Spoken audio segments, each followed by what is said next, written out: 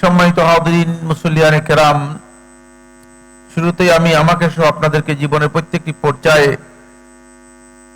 প্রত্যেকটি ক্ষেত্রে আল্লাহ রাব্বুল আলামিনের তাকওয়া অবলম্বন করার উপদেশ দিচ্ছি। আল্লাহ তাআলা আমাদের সবাইকে ঘরে বাইরে প্রকাশ্যে সকল ক্ষেত্রে আল্লাহ রাব্বুল আলামিনের তাকওয়া অবলম্বন করার তৌফিক দান করুন।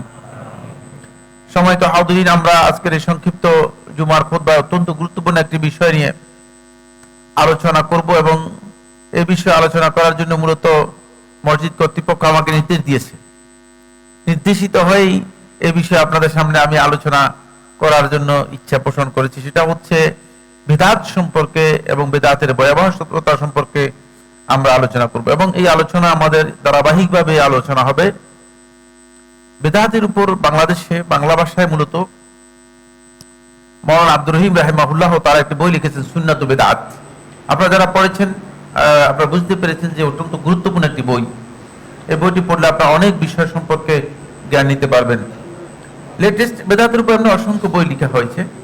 লেটেস্ট ডক্টর আহমদ আলী নামে চট্টগ্রাম বিশ্ববিদ্যালয়ের প্রফেসর, তিনি 9 খণ্ডে, এক এক খণ্ডের মধ্যে প্রায় 400-450 পৃষ্ঠা, 9 খণ্ডে বেদাত নামে একটি বই লিখেছেন। আপনাদের কাছে আছে তো ইনশাআল্লাহ? কারোর কাছে নেই? দেখবেন যে অনেক লেখা লিখেছে। তাহলে বুঝা গেল যে বেদাত সম্পর্কে যার অনেক বিষয় রয়ে গিয়েছে, অনেক বিষয় সম্পর্কে আমাদের হয়তো জানার অভাবও আছে মনে হচ্ছে। তো আমরা চেষ্টা করবো ইনশাআল্লাহ তারা এই আলোচনায়, তো আর সেই 9 খণ্ড পুরো আলোচনা করব না, কিন্তু এই আলোচনায় আমরা মৌলিক বিষয়গুলো যেগুলো আমাদের না জানলেই নয়, যেগুলো সম্পর্কে জ্ঞান অর্জন করা আমাদের দরকার, সেগুলো সম্পর্কে আমি কথা বলবো। তাই লম্বা কোনো খুতবা বা লম্বা কোনো বিষয় আলোচনা না করে ইন্ট্রোডাকশনে চলে যাব। মানে আলোচনার ইন্ট্রোডাকশন বা আলোচনার শুরুতেই আমি যে গুরুত্বপূর্ণ 6টি বিষয় দৃষ্টি আকর্ষণ করবো, 6টি বিষয় আলোচনা করব ভূমিকার মধ্যে। সেটি অত্যন্ত খুব ইম্পর্টেন্ট বিষয়। 1 নম্বর বিষয় হচ্ছে সেটা হলো এই, শয়তান মানব সন্তানদেরকে, আদম সন্তানদেরকে বিভ্রান্ত করার জন্য, পথভ্রষ্ট করার জন্য শয়তান অনেকগুলো প্রোডাক্ট তৈরি করেছে। কারণ প্রত্যেকেই তার নিজস্ব ব্যবসায়ের জন্য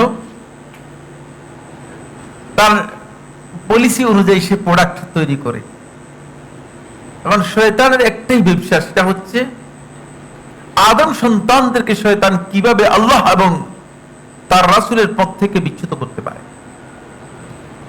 তো এর জন্য কি কি প্রোডাক্ট শয়তানের দরকার, সে বিষয়ে শয়তানের গবেষকরা, শয়তান নিজে এবং তার গবেষক যারা আছে, তারা বসেই গবেষণা করে শয়তান প্রোডাক্টগুলো তৈরি করেছে।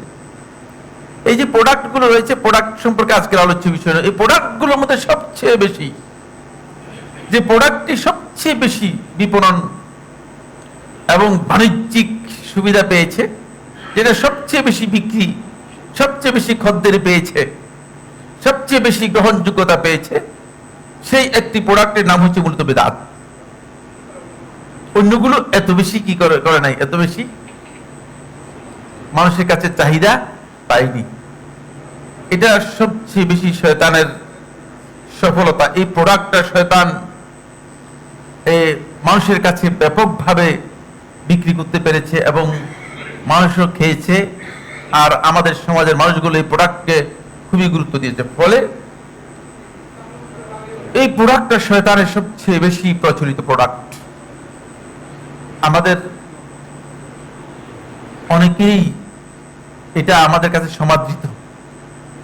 কারণ শয়তান যেমন এটাকে সমাদৃত করার জন্য যা যা করা দরকার সেটা করেছে, ফলে এটা আমাদের অনেকের কাছেই সমাদৃত একটি প্রোডাক্ট। সেটা 2 নম্বর পয়েন্ট থেকে আপনি বুঝতে পারবেন। 2 নম্বর পয়েন্ট হচ্ছে এই যে প্রোডাক্ট শয়তান এর লেবেল বা প্যাকেটের মধ্যেই শয়তান এটাকে ইবাদতের প্যাকেট দিয়েছে। প্যাকেটের মধ্যেই কি ইবাদতের সিল লাগিয়ে দিয়েছে। মদের বোতলের মধ্যে উপরে রূহ আফজা লিখে দিয়েছে। মদের বোতলের মধ্যে উপরে রূহ আফজা লিখে দিয়েছে। শয়তানও ওই তার ওই প্রোডাক্টের মধ্যে, প্রোডাক্টের উপরে লেবেলটা এমন একটা লেবেল দিয়েছে যে এটা ইবাদতের লেবেল দিয়ে দিয়েছে। ফলে মানুষ এটাকে আল্লাহ তাআলার অবাধ্যতা, গুনাহ, অপরাধ হিসেবে না নিয়ে এটাকে ইবাদত হিসেবে দিচ্ছে, এবং এটা শয়তান লেবেলের কারণে এটাকে বেশি মার্কেটিং করতে পেরেছে। লেবেলের কারণে মার্কেটিং করতে পেরেছে। এখন দেখেন না আপনি, সবচেয়ে খারাপ জিনিসও লেবেলের কারণে মার্কেটিং হয় অনেক বেশি। যখন আপনার হাতে আসবে তখন আপনি দেখবেন যে ইচ্ছে খারাপ জিনিস আর নেই, কিন্তু যেহেতু ভালো লেবেলিং করতে পেরেছে, ভালো লেবেল দিতে পেরেছে, প্যাকেজটা সুন্দর হয়েছে, এটার দাম বেড়ে গেছে। ফলে শয়তান এটাকে খুব ভালোভাবে প্যাকেজিং করতে পেরেছে। 3 নম্বর যে বিষয়টি সেটা হলো এই শয়তানের এই প্রোডাক্টটা বা এই বিষয়টা আল্লাহর বান্দা যারা রয়েছে তারা সবের উদ্দেশ্যে এবং রাসূলের ভালোবাসার উদ্দেশ্যে এটা পালন করে থাকে। এটা এই জন্য করে না যে এটা গুনাহ, এটা এই জন্য করে না, এই জন্য করে যে এটা গুনাহ, বা এই জন্য করে যে এটা করলে আমি গুনাহগার হয়ে যাব, আল্লাহর রহমত থেকে বঞ্চিত হয়ে যাব, সওয়াব পাবো না। বরং তারা সবাই ইবাদত এবং সওয়াবের উদ্দেশ্যে রাসূলের ভালোবাসার নাম দিয়ে, মানে রাসূলের ভালোবাসা পাবে।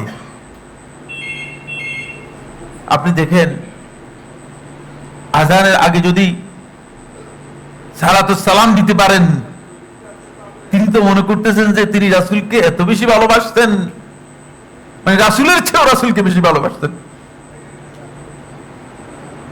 রাসূল সাল্লাল্লাহু আলাইহি ওয়াসাল্লাম বলছে আযান দেওয়ার জন্য, বিধান হচ্ছে ওহীর মাধ্যমে নাযিল হয়েছে আযান, আর তিনি আযানের উপরে রাসূলের ভালোবাসার জন্য সালাতুস সালামকে যুক্ত করে দিয়েছেন। তিনি রাসূলের ভালোবাসাকে অগ্রাধিকার দিচ্ছেন। রাসূলের ভালোবাসাকে অগ্রাধিকার দিয়ে তিনি হঠাৎ করে মিলাদের মধ্যে দাঁড়িয়ে যাচ্ছেন রাসূলকে সম্মান দেখানোর জন্য। রাসূলের ভালোবাসা, সুতরাং এটা এমন একটি ভয়ঙ্কর বিষয়, রাসূলের ভালোবাসার লেভেল দিয়ে ভালোবাসার উদ্দেশ্য করে করা হচ্ছে। এমন কি কারো কারো কাছে এই বিষয়টি বুজুর্গের আলামত। যত বড় বেদাতি তত বড় বুজুর্গ, বুজুর্গের আলামত হিসেবে এখন বেদাতিকেই বুজুর্গ বলা হচ্ছে। আগা গোড়ায় যা আছে সবটাই বেদাতে ভরপুর। জুমার সালাত শুরু করা হয় তাই বেদাত দিয়ে, জুমার সালাত শেষ হয় প্রত্যেকটি মসজিদে বেদাত দিয়ে। সালাত শুরু করা হয় বেদাত দিয়ে। মৌলবী আসে, বসেন, বসে মৌলবী একটা বয়ান করেন। কি বয়ান? আরে বাবা, নবী সাল্লাল্লাহু আলাইহি ওয়াসাল্লামের সুন্নাহ কি তুমি এখানে বয়ান করতেছো কেন? কে কাকে বুঝাবে? মৌলবীর প্রবৃত্তি চাইছে সেটাই করতেছে। এরপরে সালাত শেষ হওয়ার পরে সালাত হয়তো 5 মিনিট, মৌলবীর মুনাজাত হচ্ছে 35 মিনিট। সবখানেই দেখতেছি, সব জায়গায় দেখতেছি। এটাকে বুজুর্গি মনে করা হচ্ছে। ইবাদত তো দূরের কথা, বিষয়টাকে বুজুর্গিতে রূপান্তরিত করা হচ্ছে। ফলে এই জায়গায় শয়তান তার অনুচরদেরকে, তার সহচর যারা আছে তাদেরকে সবচেয়ে বেশি কাজে লাগাতে শয়তান সক্ষম হয়েছে এবং কাজে লাগাতে পেরেছে। 4 নম্বর পয়েন্ট হচ্ছে এর মধ্যে এক প্রকার স্বাদ ও মজা আছে। কারণ এই বেদাতের মধ্যে মূলত এক প্রকার স্বাদ এবং মজা আছে। এই কারণেই শয়তান মানুষদেরকে এইদিকে অনুপ্রাণিত করতে পারে। আপনি দেখেন না, প্রত্যেকটা বেদাতে শেষে কিছু না কিছু মজা আপনি দেখবেনই। তবে মানে আগে জিলাপি ছিল, এখন মিষ্টিতে পরিণত হয়েছে। আছে স্বাদ না মজা একটু আছেই, কারণ এটা শয়তান এর মধ্যে যুক্ত করে দিয়েছে। হয়তো যিনি বেদাত করেন তার সুবিধা আছে, অথবা যিনি করান তার সুবিধা আছে।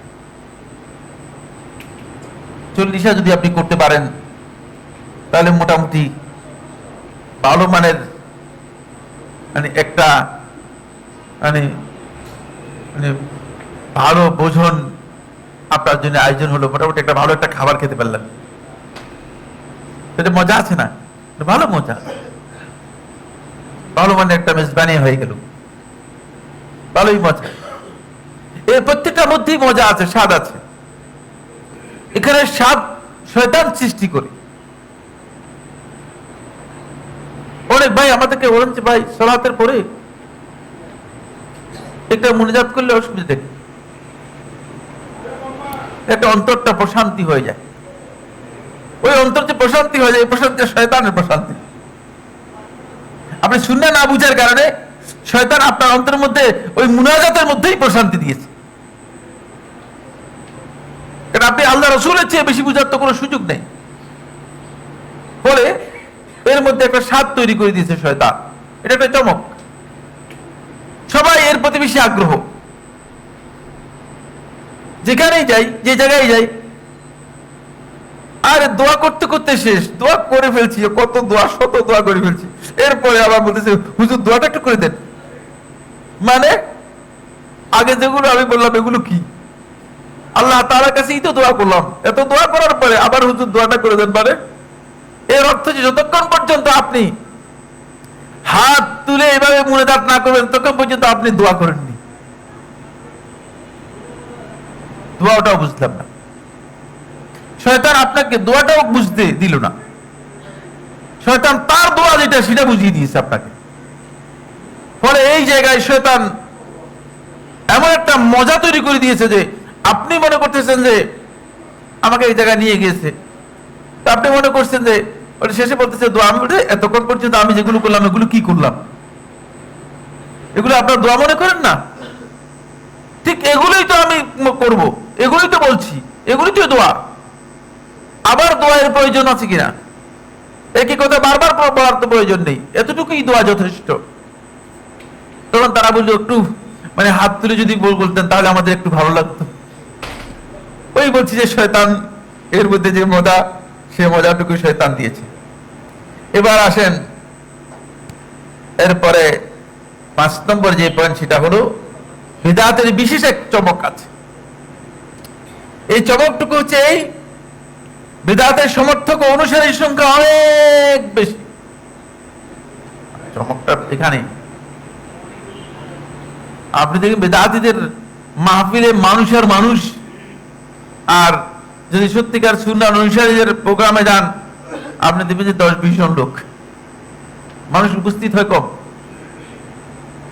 বিদআতীদের প্রোগ্রামে মানুষ আর মানুষ, বিদআতের আয়োজনে মানুষ আর মানুষ ভরপুর, তাদের সমর্থন বেশি, তাদের অনুসারী বেশি।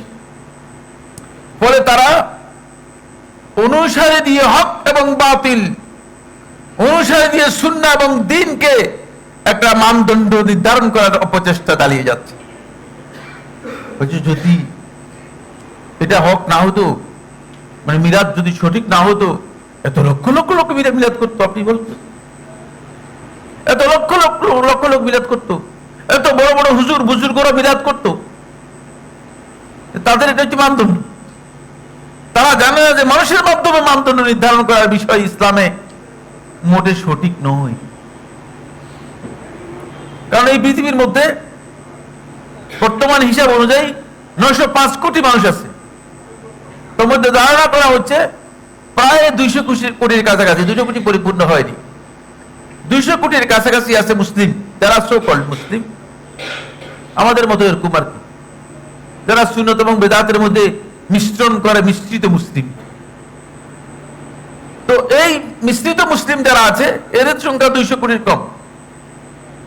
আর বাকি প্রায় 700 কোটি লোক, 700 মানে 5 কোটি লোক, এরা সবাই তো আল্লাহকে অস্বীকার করে। সুতরাং আধিক্যের মাধ্যমে যদি হক এবং বাতিলের মানে মানদণ্ড নির্ণয় করা হয়ে থাকে, তাহলে তো বাতিল যেটা সেটাই হক হয়ে যাবে, কাফেরদেরই কি হয়ে যাবে? বিজয় হয়ে যাবে। যারা আল্লাহ এবং তার রাসূলকে মানে না, তারাই তো বলবে যে হ্যাঁ আমরাই হকের উপর আছি, আমাদের সংখ্যা বেশি। সংখ্যাধিক্যের মাধ্যমে কিছুই আসে যায় না। আল্লাহ রাসূল সাল্লাল্লাহু আলাইহি ওয়াসাল্লামের জীবদ্দশায় শুধুমাত্র হুনাইনের যুদ্ধে ছাড়া আর প্রত্যেকটি যুদ্ধে মুসলিমদের মানে বাহিনীর সংখ্যা ছিল কম, অনেক কম, অনেক কম সংখ্যায়, কিন্তু তারাই ছিল হকের জান্ডাবাহী, তারাই ছিল বাতিলের বিরুদ্ধে হকের একমাত্র অনুসারী। এই জন্য সলফে সালেহিনগণ কথা বলতেন যে তুমি যদি তোমার অবস্থানটাকে নিশ্চিত করতে পারো, তোমার অবস্থান হকের উপর রয়েছে, তাহলে তুমি হচ্ছ জামাআত, তুমি হচ্ছ জামাতের অনুসারী, তুমি একজন জামাত, ওয়ালাউ কুনতা ওয়াহদাক, যদিও তুমি একজন হও। জামাতের জন্য শর্ত নয় যে 1 লক্ষ লোক হতে হবে, হক এর অনুসারী একজন ব্যক্তি তিনি জামাত হতে পারেন। ইব্রাহিম আলাইহিস সালাতু ওয়াসসালাম একজন ব্যক্তি হওয়ার পরেও ইন্না ইব্রাহিমা কানা উম্মাতান ওয়াহিদা, আল্লাহ তাআলা ইব্রাহিম আলাইহিস সালাতু ওয়াসসালামকে উম্মাহ হিসেবে, একজনকে উম্মাহ হিসেবে আল্লাহ রাব্বুল আলামিন ঘোষণা করেছেন। সুতরাং অনুসারী দিয়ে এই মানদণ্ড নির্ধারণ করার কোন সুযোগ নেই, নির্ণয় করার কোন সুযোগ নেই। 6 নম্বর শেষ পয়েন্ট, এই আলোচনার শেষ মানে ভূমিকার শেষ পয়েন্ট, সেটা হলো এই বিদআতের কারণে আমাদের কাছে দিনটা অপরিচিত ও আননোন হয়ে যাচ্ছে। ওর গাছা যত বেশি হবে তত গাছ আর দেখা যাবে না। বিদআত বেশি হতে হতে হতে হতে এখন এমন এক অবস্থায় পরিণত হয়েছে, সুন্নাত বিদআতে পরিণত হয়েছে, বিদআত সুন্নতে পরিণত হয়েছে। এখন আপনি যদি সুন্নতের কথা বলেন, মানুষ বলবে যে ভাই কোত্থেকে বললেন এই বেদাতি কথা, আপনি কোত্থেকে বেদাতি কথা বলছেন? সে বেদাতটাকে দিন মনে করতেছে, বেদাতই আল্লাহর নৈকট্য লাভ করার উপায় হিসেবে গ্রহণ করেছে। দিনটা আমাদের কাছে অপরিচিত, আননোন হয়ে গিয়েছে। ইসলাম অপরিচিত হয়ে যাওয়ার, ইসলাম আমাদের কাছ থেকে হারিয়ে যাওয়ার মৌলিক কারণ হচ্ছে এই বেদাত। এই বেদাত যদি আমাদের সমাজের মধ্যে ব্যাপকভাবে ছেয়ে থাকে, তাহলে এক পর্যায়ে হক বাতিল, বাতিল হকে পরিণত হয়ে যাবে এবং মানুষগুলো বিদআতের কারণে সুন্নাহ থেকে দূরে সরে যাবে। আপনি দেখেন না, মুনাজাতের কারণেই তো রাসূল সাল্লাল্লাহু আলাইহি ওয়াসাল্লামের আজকারগুলো ফরজ সালাতের পরে হারিয়ে গেল, ঠিক না? ফরজ সালাতের পরে আল্লাহ রাসূল সাল্লাল্লাহু আলাইহি ওয়াসাল্লামের আজকারগুলো হারিয়ে গেছে শুধুমাত্র মুনাজাতের কারণেই। সকল মুনাজাত, মুনাজাত বলবো না এটাকে, সকল মুনাজাতের কারণেই তো হারিয়ে গেল, ঠিক না? এমনকি মানুষ এটা জানেই না, এটা অপরিচিত হয়ে গেছে, হারিয়ে গেছে, শুধু তা নয়, এটা আর জানেই না, এটা জানেই না। এরপরে জুমার সালাতের আরবি খুতবা দেয়াকে নিজের উপর ফরজ করে নেওয়ার কারণে শেষ পর্যন্ত সালাতের আগে একটা বয়ান, এই বেদাত আবিষ্কার করে নিয়ে মৌলবী এখন ওই বেদাতটাকেই মানুষের জন্য দিন বানিয়ে দিয়েছে। এটা একেবারেই লা আসলা লাহু, এর কোনো ভিত্তি নেই ইসলামে। যদি মৌলবী মনে করে থাকে জুমার সালাতে খুতবা দুটি হবে, আরবিতে দিতে হবে খুতবা, তাহলে বাংলা বলা হারাম তার জন্য। সে আরবিতে দুটি খুতবা দিয়ে সালাতে করতে হবে। বাংলায় যে ওয়াজ করতেছে মৌলবী, এর কোন ভিত্তি নেই, কোন ইসলামের মধ্যে নয়, কোন দ্বীনের মধ্যে ভিত্তি নেই, কোন ফিকহের মধ্যে কোনো ভিত্তি নেই, কোন আলেমের ইজতিহাদের মধ্যে ভিত্তি নেই। এটা পুরোটাই একেবারেই বানাওয়াট, মিথ্যা। কিন্তু কে বলবে, কে এদেরকে বুঝাবে? কেউ বুঝানোর সুযোগ নেই। আপনার বুঝ গ্রহণ করবে কেন? কারণ সে দিন, মন গড়া দিন পালন করতে সে শয়তান তাকে এই কাজের মধ্যে উদ্বুদ্ধ করছে। আসুন, ফলে আল্লাহ রাসূল সাল্লাল্লাহু আলাইহি ওয়াসাল্লাম আমাদেরকে, আল্লাহ রাসূল সাল্লাল্লাহু আলাইহি ওয়াসাল্লামের অনুসরণ করতে আমাদেরকে নির্দেশ দিয়েছেন। আর অনুসরণের একটাই পথ, সূরা আলে ইমরান 31 নম্বর আয়াতের মধ্যে আল্লাহ সুবহানাহু ওয়া তাআলা বলেছেন, কুল ইন কুনতুম তুহিব্বুনাল্লাহা ফাত্তাবিউনি, যদি তোমরা এই কথা দাবি করো যে আল্লাহ তাআলাকে তোমরা ভালোবাসো, ফাত্তাবিউনি, তাহলে তোমরা আমার অনুসরণ করো। রাসূলের অনুসরণ হচ্ছে মূলত রাসূল সাল্লাল্লাহু আলাইহি ওয়াসাল্লামের সুন্নাহকে মেনে নিতে হবে। রাসূল সাল্লাল্লাহু আলাইহি ওয়াসাল্লাম অনুসরণ অন্য কোনো পন্থায় নেই। রাসূলুল্লাহ সাল্লাল্লাহু আলাইহি ওয়াসাল্লামের সুন্নাহকে মেনে নিতে হবে এবং সুন্নাহকে আপনাকে আঁকড়ে ধরতে হবে। ফলে আল্লাহ রাসূল সাল্লাল্লাহু আলাইহি ওয়াসাল্লামের সুন্নাহকে যিনি আঁকড়ে ধরতে পারলেন, তিনি বিদআত থেকে নিজেকে রক্ষা করলেন। আর যিনি কোনো না কোনো ভাবে কোনো না কোনো দিক থেকে বিদআতে যুক্ত হয়ে গেলেন, যদিও একটি বিদআতে যুক্ত হয়ে থাকে, তাহলে তিনি আহলুস সুন্নাহ দাবি করা তার জন্য বৈধ নয়। তার জন্য কি নয়? কিভাবে বলবেন ওটাকে আহলুস সুন্নাহ বলা যাবে? সুন্নাহওয়ালা, আহলুস সুন্নাহ মানে সুন্নাহওয়ালা, সুন্নাহর অনুসারী, সুন্নাহর সংরক্ষক, সুন্নাহর সাথে যার ভালোবাসা এবং সম্পর্ক রয়েছে। একটি বেদাতের মধ্যে যুক্ত হয়েছে যে ব্যক্তি, সে ব্যক্তি আহলুস সুন্নাহ নয়। এটা ইমাম মালিক রাহমাতুল্লাহ বক্তব্য, সাইফুল্লাহ নিজের বক্তব্য নয়। এটা বলে দিলাম, তিনি আহলুস সুন্নাহর অন্তর্ভুক্ত হতে পারবেন না। এই জন্য বেদাত যারা করে থাকেন তাদেরকে সতর্ক করে দিচ্ছি, আল্লাহ রাসূল সাল্লাল্লাহু আলাইহি ওয়াসাল্লামের ভালোবাসা, আল্লাহ রাসূল সাল্লাল্লাহু আলাইহি ওয়াসাল্লামের কাছে সম্মান পাওয়া, কিয়ামতের দিন হাউদে রাসূলুল্লাহ সাল্লাল্লাহু আলাইহি ওয়াসাল্লামের হাতে আপনি কাউসারের নহর থেকে পানি পান করা কোনোটাই আপনার পক্ষে সম্ভব হবে না যদি আপনি বেদাতের সাথে যুক্ত হন।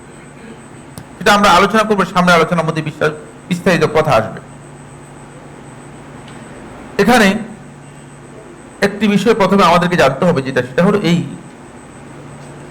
বিদায় হয় যে সর্বশেষ আল্লাহ রাব্বুল আলামিন কোরআনে কারীমে সূরা আল মায়েদার ৩ নম্বর আয়াতের মধ্যে আল্লাহ তাআলা ইরশাদ করেছেন, দ্বীনের বিষয়ে আল্লাহ রাব্বুল আলামিন আমাদেরকে স্পষ্ট বর্ণনা দিয়েছেন।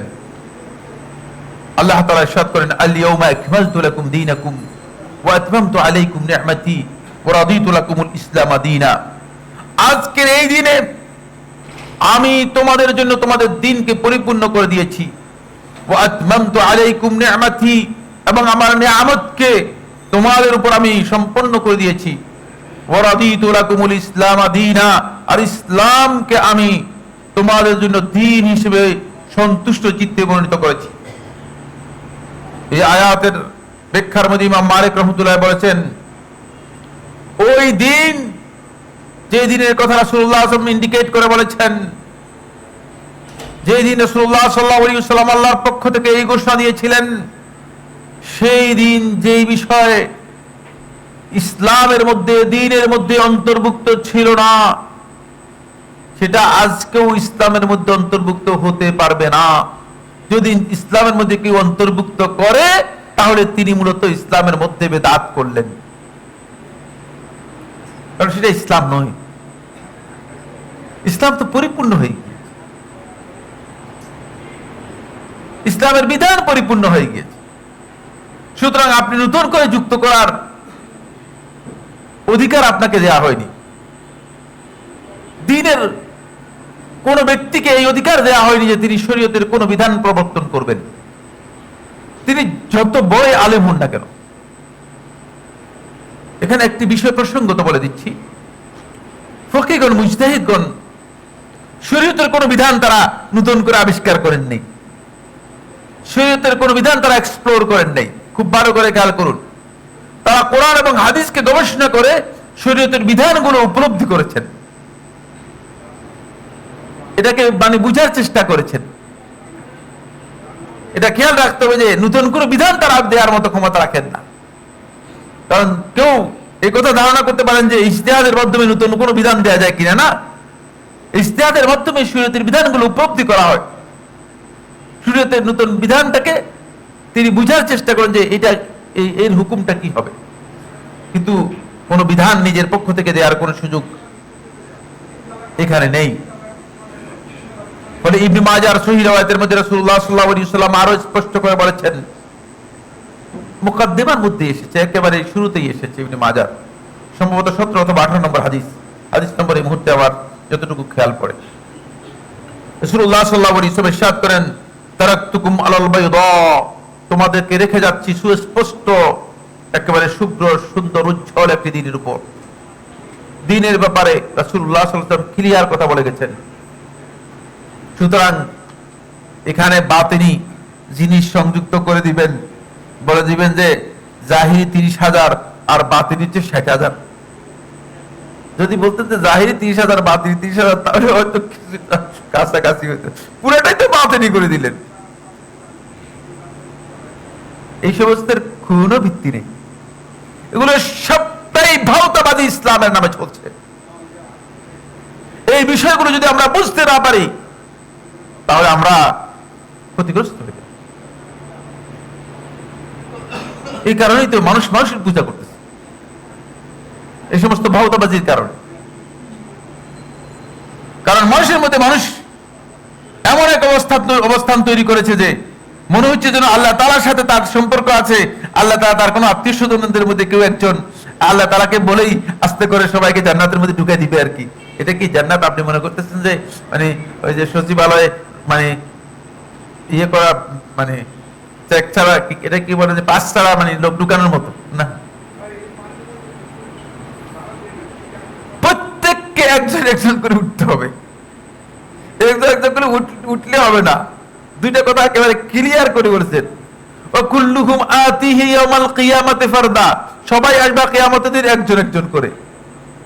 এবং আবদা শুধু মানে ফারদা হয়ে আসবে না, এবং সবাই উপস্থিত হবে গোলাম হয়ে, বান্দা হয়ে। কেউ কোন ক্ষমতাধর শক্তিধর অথবা কারো নেতা হয়ে উঠার কোন সুযোগ নেই, কোন সুযোগ নেই। সুতরাং সেখানে আপনার এই সুযোগই নেই। তারাকতুকুম আলাল বাইদা, তোমাদেরকে রেখে যাচ্ছি সুস্পষ্ট দিনের উপর। লাইলুহা কানাহারিহা, এখানে অস্পষ্ট বিষয়গুলো দিবসের মতো স্পষ্ট। আপনার জানা না থাকলে আরেকজনের জানা আছে, জেনে নেন, তাকে জিজ্ঞেস করেন, জানার চেষ্টা করেন। দুর্ভাগ্যের বিষয় হচ্ছে যাদের কাছে জানতে যাবেন তারাই বেদাতের একমাত্র মানে কারিগর। বেদাত তারা কি করতেছে? প্রোডাক্ট করতেছে, নতুন নতুন বেদাত প্রোডাক্ট করতেছে। এই যে বেদাতের প্রডিউসার। তো বেদাতের প্রডিউসারের কাছে গিয়ে যদি আপনি জিজ্ঞেস করেন, তাহলে তিনি বেদাত ছাড়া আপনাকে ভালো জিনিস দেবেন না। আপনাকে এই যে লোকও চিনতে হবে, আপনাকে লোক চিনতে হবে যে কাকে জিজ্ঞেস করবেন দিনের ব্যাপারে, আপনি কাকে জিজ্ঞেস করবেন সেটা আপনাকে জানতে হবে। এরপর লা ইয়াজিগু আনহা ইল্লা হালিক, ওই ব্যক্তি এই পথে বক্রতা অনুসরণ করবে যে নিজেকে ধ্বংস করেছে, যে ব্যক্তি নিজেকে ধ্বংস করেছে। সুতরাং সূর্যালোকের মতো একেবারে স্পষ্ট হচ্ছে এই দিন। এই দিনের কোন বিষয়ে বেদাত প্রবেশ করার কোনো কারণ ছিল না।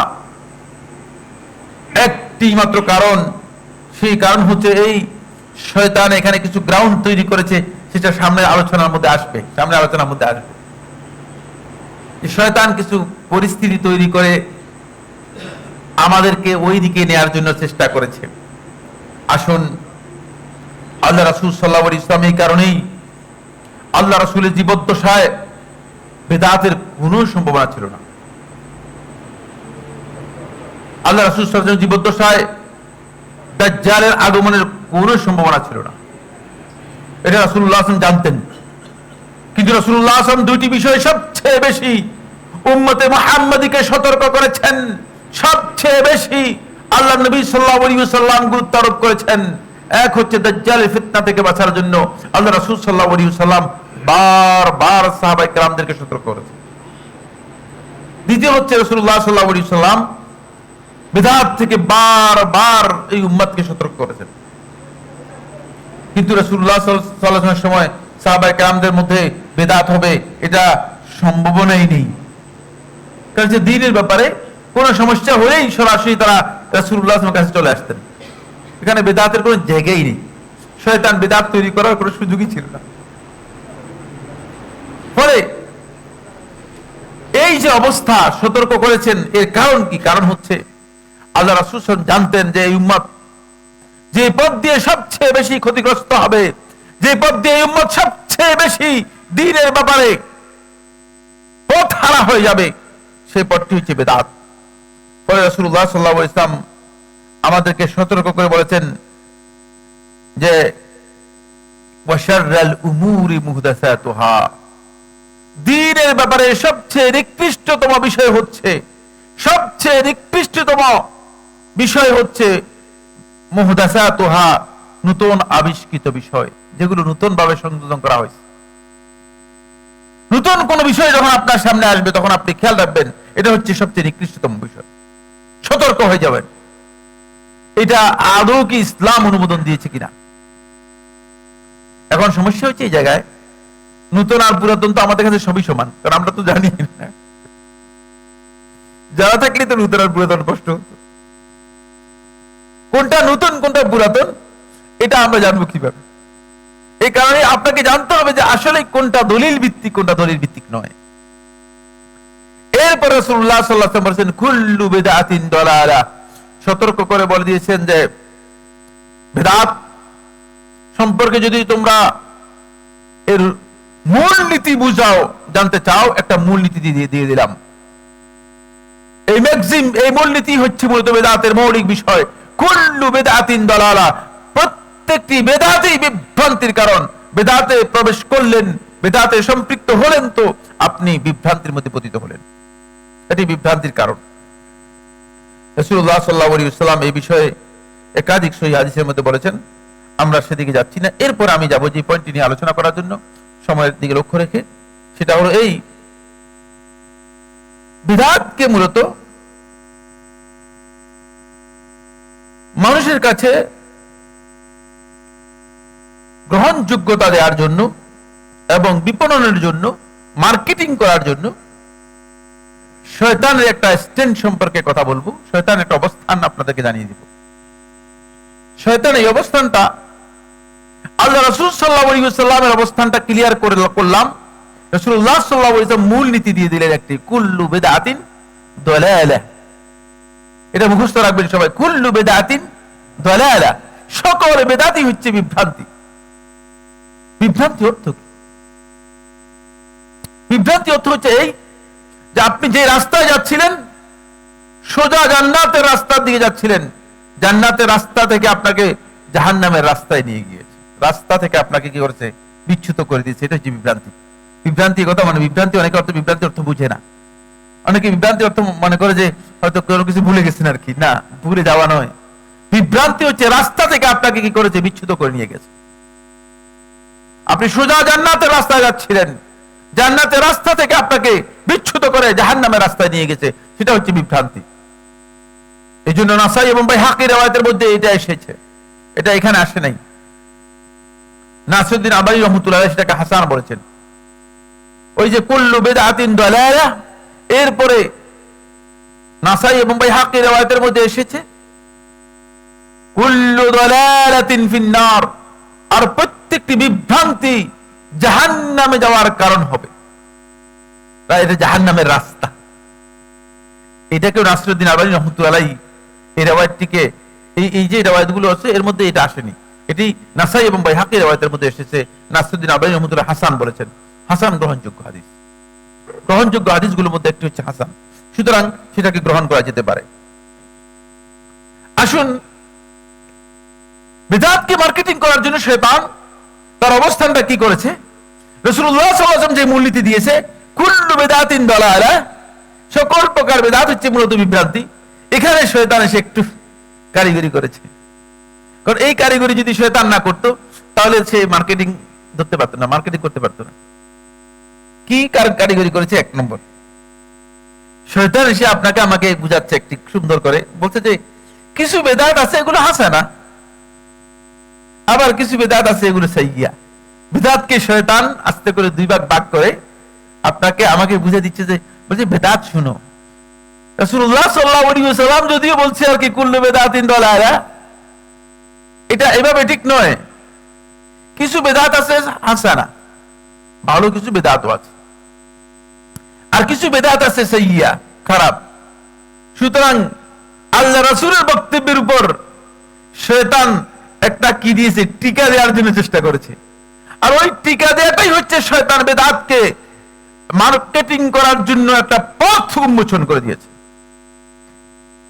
বলে আপনি যখন মৌলবীকে জিজ্ঞেস করবেন, আপনি যখন সকল মুফতি সাহেবকে জিজ্ঞেস করবেন, ভাই এটা তো বেদাত, বলছে বেদাত হলে কি হবে, এটা তো হাসানা। হাসানা মানে মৌলবী এটাও জানে বেদাত শব্দের সাথে হাসানা শব্দ কোনোভাবে যায়ই না। যেমন হারামের সাথে উত্তম হারাম এই শব্দ পৃথিবীর কোন মানুষ বলবে কিনা, জেনার সাথে এমন উত্তম জেনা এই বক্তব্য পৃথিবীর কোন মানুষ দেবে কিনা, প্রশ্নই আসে না। এই বক্তব্য কেউ দেবে না, এটা স্বাভাবিকভাবে হয় না। কিন্তু শয়তান এখানে তার মার্কেটিং এ এমন শব্দ ব্যবহার করেছে যে শয়তান দুই ভাগে ভাগ করে দিয়েছে। কুল্লু বেদাতিন দলালা, রাসূলুল্লাহ সাল্লাল্লাহু আলাইহি ওয়াসাল্লাম বলেছেন সমস্ত বেদাত হচ্ছে বিভ্রান্তি। বলছেন না, বেদাতের মধ্যে কিছু কিছু ভালো জিনিস আছে। এর জন্য শয়তান খুব সুন্দর করে কিছু উদাহরণ পেশ করেছে। যেমন কোরআনে কারীম রাসূলুল্লাহ সাল্লাল্লাহু আলাইহি ওয়াসাল্লামের সময় একটা মুসহাফের মধ্যে সংকলিত ছিল না, একসাথে সংকলিত করা হয়েছে। তো এটা তো একটা ভালো কথা। শয়তান কিন্তু শয়তান তার পক্ষের কিছু জিনিস বের করেছে, বের করে আপনাকে বোঝানোর জন্য শয়তান এগুলো বের করতে হবে। তো শয়তানের প্রয়োজন আছে কিছু উদাহরণ, যদি শয়তান আপনাকে না দিতে পারে আপনাকে তো কনভিন্স করতে পারবে না। ফলে শয়তান তার হাসানার পক্ষে কোরআনের মধ্যে রাসূলুল্লাহ সাল্লাল্লাহু আলাইহি ওয়াসাল্লাম জীবদ্দশায় কোরআনের মধ্যে জবর পেশ এগুলো কিছুই ছিল না, কোরআনের মধ্যে নোক্তা বলতে কিছুই ছিল না। তো যে জবর নোক্তা এগুলো কোরআনের মধ্যে দেওয়া হয়েছে, তাহলে এটা কি আপনি কি বলবেন, এটাকে আপনি বেদাত বলবেন? শয়তান বলতেছে এগুলো হাসানা, এগুলো তো ভালো কাজ। ফলে শয়তান এইগুলো দিয়ে মানুষদেরকে বিভ্রান্ত করার জন্য চেষ্টা করতেছে যে না, বেদাতের মধ্যে কিছু কি রয়েছে, হাসানা রয়েছে। আরো দুটি জিনিস ইমাম শাফিঈ রাহমাতুল্লাহ একটি বক্তব্য আছে, একটি সহিহ বুখারীর মধ্যে ওমর ইবনে খাত্তাব রাদিয়াল্লাহু আনহু বক্তব্য রয়েছে। এটা অনেক লম্বা আলোচনা, মুদ্দা কথা হচ্ছে এই, ওমর রাদিয়াল্লাহু তাআলা আনহু এক জায়গায় বেদাতকে বলেছেন নি'মাতিল বিদআতু হাযিহি, এই বেদাতটা কতই না উত্তম। আর ইমাম শাফিঈ রাহমাতুল্লাহ আলাইহি এক জায়গায় বলেছেন যে বেদাতের মধ্যে কিছু কাজ আছে যে কাজগুলো উম্মার জন্য উত্তম ভালো। কিন্তু ইমাম শাফিঈ রাহমাতুল্লাহ কোন কথাগুলো বলেছেন সেগুলো মানুষের সামনে তুলে না ধরে আন্দাজে এসে বলে দিচ্ছে যে কুল্লু বিদআতিন দালালা। রাসূল সাল্লাল্লাহু আলাইহি ওয়াসাল্লাম যেটাকে বলেছেন সকল বেদাত বিভ্রান্তি, বলছে না এটা ঠিক না, কিছু বেদাত কি রয়েছে উত্তম আছে, ভালো বেদাত রয়েছে। ফলে এই জায়গায় একটা তার বেদাতকে মানুষের সামনে মার্কেটিং করার একটা সুযোগ আবিষ্কার করেছে। ফলে এখন আপনি যখন বলবেন যে সালাতের পরে মুনাজাত, বলছে ভাই এটা বেদাত হলেও তো হাসানা হতে পারে, ভালো কাজ, তো ভালো কাজ হাসানা। কিন্তু হাসানার মানদণ্ড, ভালো কাজের মানদণ্ড যে ইসলাম দিয়েছে সেই মানদণ্ড তো বুঝতে হবে, সেই মানদণ্ড তো আপনাকে বুঝতে হবে। শয়তান প্রথম এই স্ট্যান্ড। 2 নম্বর শয়তানের কাজ হচ্ছে রাসূলুল্লাহ সাল্লাল্লাহু আলাইহি ওয়াসাল্লাম এর সময় যা ছিল না তা যদি বেদাত হয় তাহলে সবই তো বেদাত, আপনিও বেদাত, ফ্যানও বেদাত, মাইকও বেদাত। আরে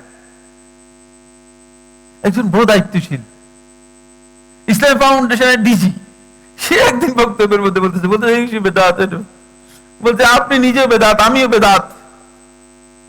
বিয়াক করে মাথার মধ্যে আক্করের এক তুলাও মনে আক্কর নেই। চিন্তা করেন কোথাকার জিনিস কোথায় লাগিয়ে দিয়েছে, কাহা দিয়া বন মে লাগা দিয়া ফোন মে, কোন জায়গার কথা কোথায় বলেছে সেটাও বুঝে নাই। এটাও শয়তানের একটি বেদাতকে মার্কেটিং করার পলিসি। সেই পলিসি হচ্ছে এই, শয়তান বলছে এই কথা যে রাসূল সাল্লাল্লাহু আলাইহি ওয়াসাল্লামের সময় যা ছিল না সেগুলো যদি বেদাত হয়ে থাকে তাহলে তো দুনিয়ার প্রচুর জিনিস বেদাত হয়ে যাবে। এটা বেদাতের সংজ্ঞাও নয়, আর এটা দুনিয়ার কেউ বলেও নেই। এই কথা দিয়ে আপনাকে বিভ্রান্ত করার জন্য চেষ্টা করা হচ্ছে, এবং এই কথা শয়তানের বক্তব্য।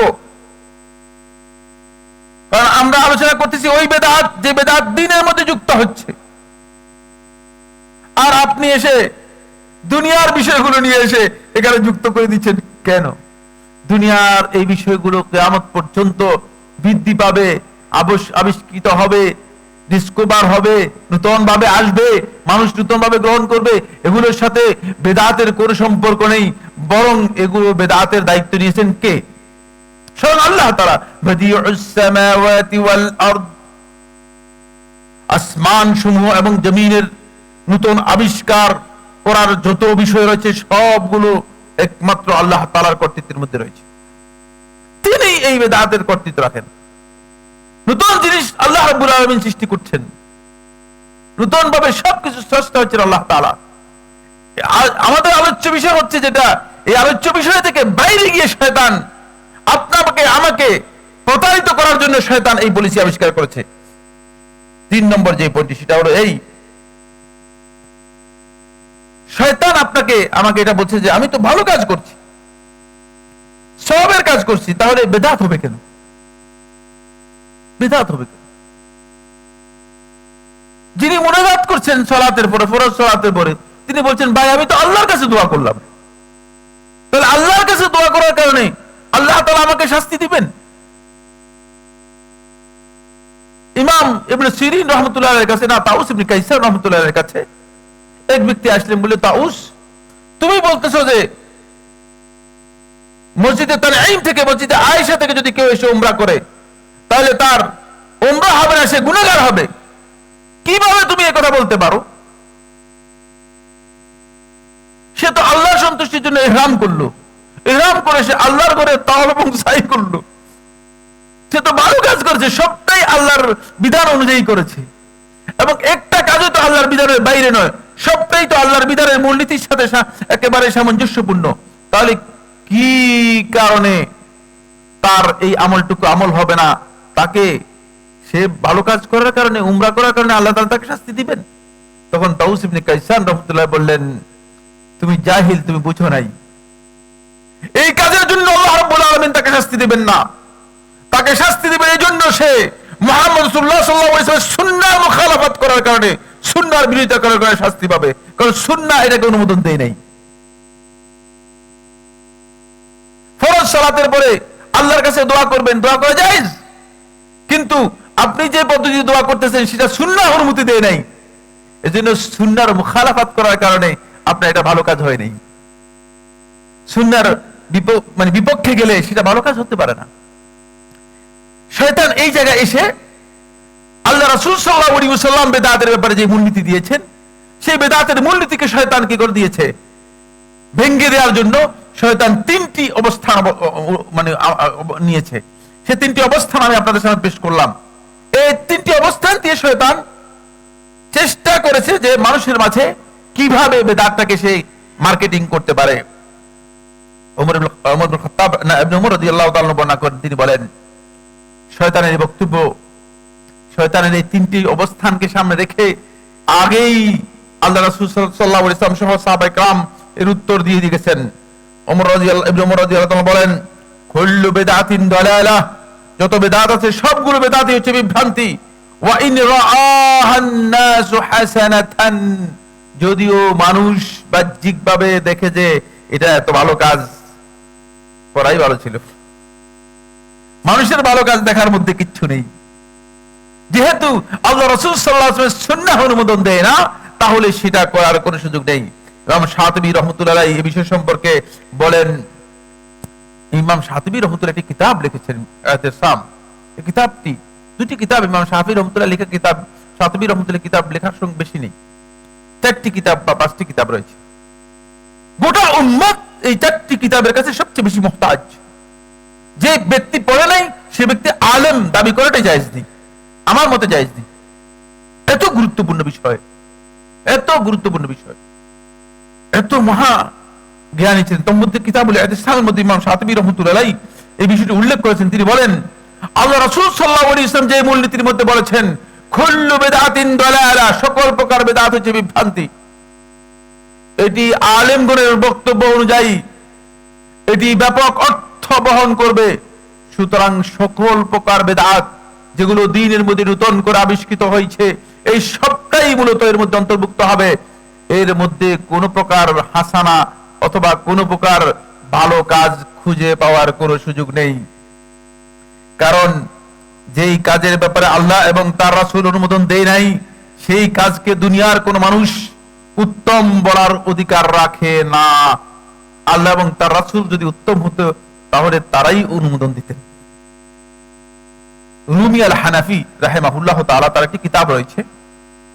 তিনি তার কিতাবের মধ্যে বলেন, মান আহদাসা শাইআন ইয়াতাকাররাবু বিহি ইলাল্লাহি তাআলা মিন কাউলিন আও ফি'লিন, যে ব্যক্তি নতুন একটি জিনিস দ্বীনের মধ্যে সংযোজন করলো, দ্বীনের মধ্যে নতুন একটি জিনিস আবিষ্কার করলো, যার মাধ্যমে আল্লাহ তাআলার নৈকট্য লাভ করার চেষ্টা করে, সেটা কথা হোক অথবা কাজ হোক, ফাকাদ শারা'a মিনাদ-দীন মা লাম ইয়াযান বিহিল্লাহ, সে দ্বীনের মধ্যে আল্লাহ রাব্বুল আলামিন অনুমোদন দেননি, আল্লাহ তাআলা অনুমতি দেননি এমন জিনিস সে দ্বীনের মধ্যে নিজেই কি করলো, যুক্ত করে দিল, নিজেই প্রবর্তন করলো। ফাউলিমা আন্না কুল্লু বিদআতিন মিনাল ইবাদাতি দ্বীনিয়াতি লা তাকুনু ইল্লা সাইয়্যাতান, এই বক্তব্য থেকে বোঝা যায় যেহেতু আল্লাহ তাআলা অনুমোদন দেয় নাই এমন কাজকে দ্বীনের মধ্যে যুক্ত করেছে, সুতরাং ইবাদত হিসেবে দ্বীনের মধ্যে নতুন যত কিছু যুক্ত হবে সবটাই সাইয়্যিআ, সবটাই খারাপ হবে, এখানে হাসানা থাকার পুরো সুযোগ নেই।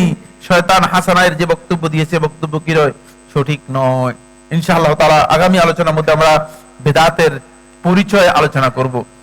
আজকের আলোচনার মধ্যে যে বিষয়গুলো আমরা আপনাদের সামনে তুলে ধরার জন্য চেষ্টা করেছি সেটা হচ্ছে এই, বিদআতকে শয়তান, বিদআতের ভয়াবহ দিকগুলো কিভাবে শয়তান আমাদের মধ্যে ব্যাপকভাবে আমাদের মধ্যে প্রচার করে গিয়েছে, এবং বিদআতকে শয়তান মার্কেটিং করার জন্য শয়তান কি পলিসি অবলম্বন করেছে, আর বিদআতের ব্যাপারে রাসূলুল্লাহ সাল্লাল্লাহু আলাইহি ওয়াসাল্লাম আমাদেরকে কিভাবে সতর্ক করেছিলেন, সেই বিষয়গুলো আলোচনা করলাম।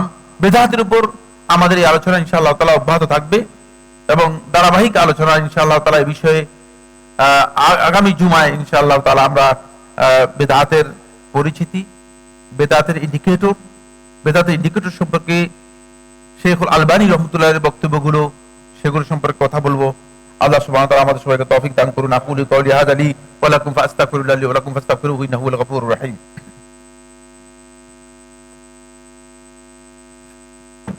আলহামদুলিল্লাহ আলা ইহসানিহি ওয়া শুকরু লাহু আলা তাওফীকিহি ওয়া ইমতিনানিহি ওয়া আশহাদু আল্লা ইলাহা ইল্লাল্লাহ ওয়াহদাহু লা শারীকা লাহু তা'যীমান লিশানিহি ওয়া আশহাদু আন্না মুহাম্মাদান আবদুল্লাহি ওয়া রাসূলুহু আদ-দাঈ ইলা রিদওয়ানিহি ওয়া আলা আলিহি ওয়া আসহাবিহি ওয়া ইখওয়ানিহি ইবাদাল্লাহ রাহিমাকুমুল্লাহ ইন্নাল্লাহা আমারাকুম বিআমরিন কারীম আলা ওয়া হুয়া الصلاة والسلام على نبينا الكريم فقال في محكم التنزيل إن الله وملائكته يصلون على النبي يا أيها الذين آمنوا صلوا عليه وسلموا تسليما اللهم صل على محمد وعلى آل محمد كما صليت على إبراهيم وعلى آل إبراهيم إنك حميد مجيد وبارك اللهم على محمد وعلى آل محمد كما باركت على إبراهيم وعلى آل إبراهيم إنك حميد مجيد। আল্লাহ রাব্বুল আলামিন আমাদের সবাইকে বিদআত সম্পর্কে জানার তৌফিক দান করুন, বিদআত থেকে মুক্ত হয়ে সুন্নাহ অনুযায়ী আমল করার তৌফিক দান করুন। বিদআত মুক্ত আমল যদি না হয়, আপনার এই আমলের মর্যাদা আল্লাহ তাআলার কাছে কিছুই নেই। আমাদের মধ্যে যে সমস্ত ভাইরা অসুস্থ আছেন, আল্লাহ সুবহানাহু ওয়া তাআলা মেহেরবানি করে তাদেরকে সুস্থ করে দিন। যারা বিপদগ্রস্ত, সংকটাপন্ন আছেন, অভাবের মধ্যে আছেন, ঋণগ্রস্ত আছেন, তাদের অভাব, বিপদ, সংকট এগুলো দূর করে দিন আল্লাহ সুবহানাহু ওয়া তাআলা। আল্লাহ রাব্বুল আলামিন মেহেরবানি করে আমাদের সবাইকে রহমত দিয়ে ভরপুর করে দিন। যারা মুসল্লিদের মধ্যে এখানকার মারা গিয়েছেন, এখান থেকে চলে গিয়েছেন, আল্লাহ তাআলা তাদের কবরকে আল্লাহ রাব্বুল আলামিন আল্লাহর রহমত দিয়ে ভরপুর করে দিন। আল্লাহ রাব্বুল আলামিন তাদের কবরের মধ্যে প্রশান্তি নাজিল করুন। আজকে মুসলিম উম্মাহ পৃথিবীর বিভিন্ন ভূখণ্ডে নির্যাতিত হচ্ছে। আসলে মুসলমানদের কথা আর বলে লাভ নেই, এটা সহ্য করার মতো নয়। তারপরে মুসলিমদেরকে আল্লাহ রাব্বুল আলামিনের কাছে আমরা দোয়া করি, আল্লাহ সুবহানাহু ওয়া তাআলা যেখানে যেখানে মুসলিমরা নির্যাতিত হচ্ছে, ক্ষতিগ্রস্ত হচ্ছে, আপনি মেহেরবানি করে আপনার পক্ষ থেকে গায়েবী মদদ দিয়ে তাদেরকে সাহায্য করুন, আপনার পক্ষ থেকে গায়েবী মদদ তাদেরকে দান করুন। আল্লাহ রাব্বুল আলামিন আপনি মেহেরবানি করে তাদের উপর আপনার রহমত নাজিল করুন। ইসলাম মুসলমানদের দুশমন যারা আছে তাদেরকে তাদের অস্ত্র দিয়ে ধ্বংস করে দিন। এটা আল্লাহ রাব্বুল আলামিনের পক্ষে সম্ভব। আমরা বিল ইয়াকিন, দৃঢ় প্রত্যয়ের সাথে বিশ্বাস করি আল্লাহ রাব্বুল আলামিন তাদেরকে তাদের অস্ত্র দিয়ে ধ্বংস করে তাদের ভূখণ্ডেই আল্লাহ রাব্বুল আলামিন ইতিহাস সৃষ্টি করতে একমাত্র ক্ষমতা রাখেন। তারা আল্লাহ রাব্বুল আলামিনকে অক্ষম করতে পারবে না। আল্লাহ তাআলা মেহেরবানি করে তাদেরকে ধ্বংস করে দিন। আল্লাহ রাব্বুল আলামিন আমাদের সবাইকে দ্বীনের উপর হিদায়াত দান করুন। ইবাদাল্লাহ রাহিমাকুমুল্লাহ ইন্নাল্লাহা ইয়া'মুরু বিল আদলি ওয়াল ইহসানি ওয়া ইতাইযিল কুরবা ওয়া ইয়ানহা আনিল ফাহশাই ওয়াল মুনকারি ওয়াল বাগyi ইয়া'iযুকুম লা'আল্লাকুম তাযাক্কারুন ফাযকুরুল্লাহal আযীমাল জাল্লি ইয়াযকুরুকুম ওয়াশকুরুহু আলা আলাইহি ওয়া নি'আমিহি ইয়াজিদকুম ওয়া লাযিকরুল্লাহি আকবার ওয়াল্লাহু ইয়া'লামু মা তাসনাউন।